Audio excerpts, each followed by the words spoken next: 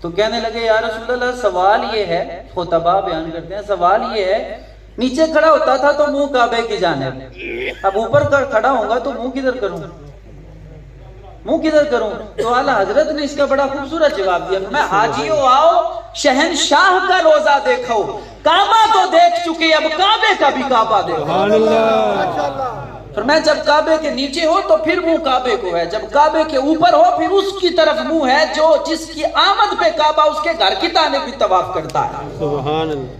تو وہی میرا پرانا انداز جو میں نے پچھلے سال بھی عرض کیا تھا، یہی میلاد کی محفل تھی، یہی بزم تھی، میں نے پچھلے سال بھی عرض کیا تھا مجھے نہ دیکھیں، مجھے دیکھنے کے لیے نہیں آیا، جنہوں نے بلایا ان کو دیکھیں، اپنے شیخ کی طرف نگاہ رکھیں۔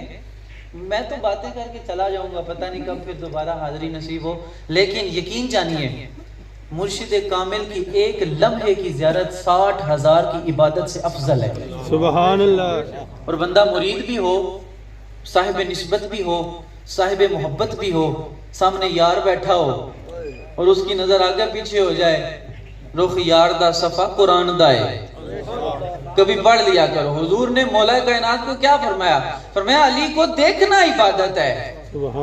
ابھی علی سے باتیں شروع نہیں ہوئی، فرمایا اس کو دیکھنا بھی عبادت ہے۔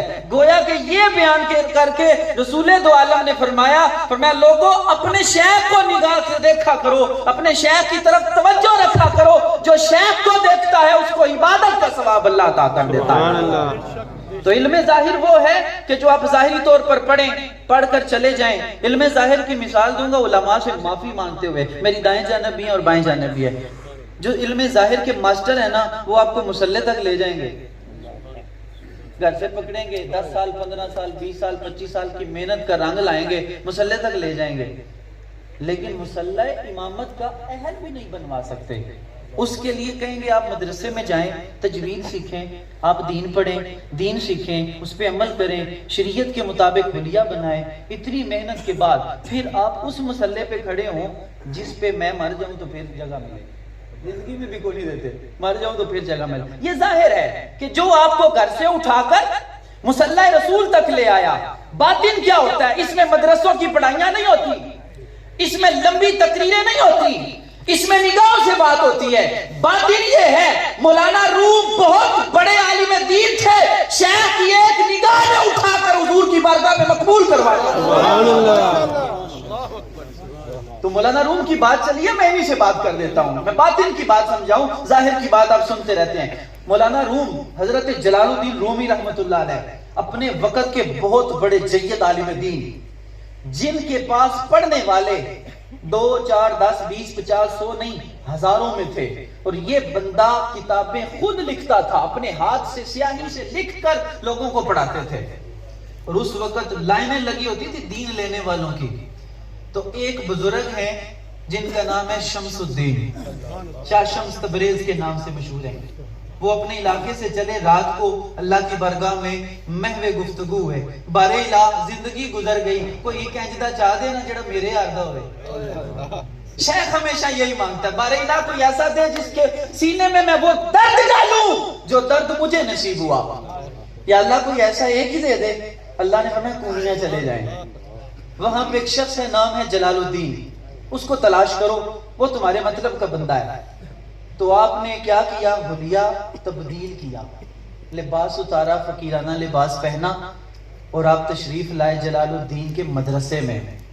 کہاں پر؟ حضرت جلال الدین کے مدرسے میں۔ وہاں پہ آپ بیٹھ کر لوگوں کو پڑھا رہے ہیں، تو بابا جی ایک کونے میں بیٹھ گئے۔ مجھے آج تک نہیں سمجھ آئی یہ درویشوں کو کونا کیوں پسند ہوتا ہے؟ تو آپ ایک کونے میں بیٹھ گئے، تو مولانا نے یوں نظر اٹھا کے دیکھا، سارے چلے گئے، بابا بیٹھا ہے، بات نہیں کی، صرف دیکھا، تو اپنی کتابوں میں مصروف ہو گئے۔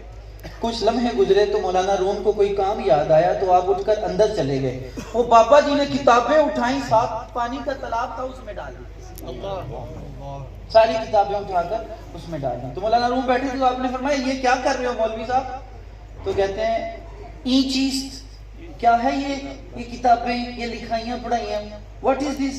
این چیز کیا ہے یہ فارسی؟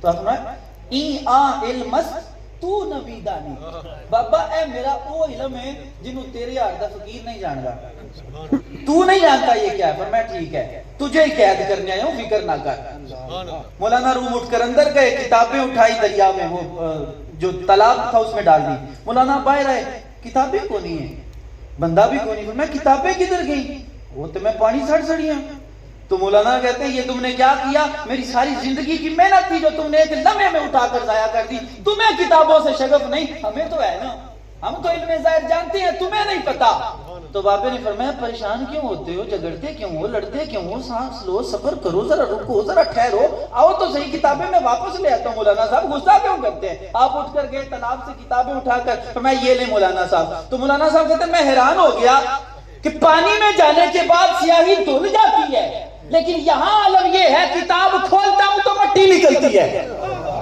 گئی پانی میں ہے نکل مٹی رہی تو مولانا گھبرا کر بولے ای چیز یہ کیا ہے میں ای علم تو نمیدانم مولوی وہ تیرا علم تھا یہ میرا علم ہے جس کے بارے میں تو بھی نہیں جانتا سبحان اللہ تو مولانا روم سمجھ گئے وفوق کل ذی علم علیم کا مطلب کیا ہوتا ہے ہر علم والے کے اوپر ایک علم والا ہوتا ہے تو مولانا اب کیا تھا حضرت شاہ شمس تبریز اٹھے اور دروازے کی جانب چل پڑے تو مولانا نے اپنی پگڑی اتاری یہ میں وہ لفظ پڑھ رہا ہوں جو کتاب سے میں نے پڑھے آپ نے پگڑی اتاری اور جا کر اپنے شیخ کے قدموں میں رکھی سبحان اللہ کدھر گئے سبحان اللہ